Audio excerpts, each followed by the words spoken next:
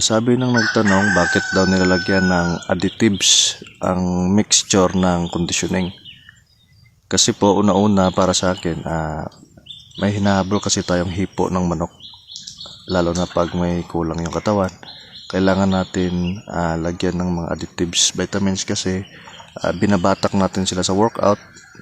Pag hindi natin nilagyan ng mga extra additives yan, mangangayayat yung mga warriors natin kasi stress sila sa workout, pagod, wala sang ganang kumain. Kaya yun yung ginagawa natin mga par. Hindi yan mga design lang para yung mga vitamins na nilalagay sa feed mix. May mga purpose kasi yan mga boss. Pag nakuha na natin yung tamang timbang, yung fighting weight niya, kung saan siya maganda yung palo niya, at saka yung tamang hipo niya, nililes na rin yan unti-unti hanggang sa fight day. Ganon yan mga boss.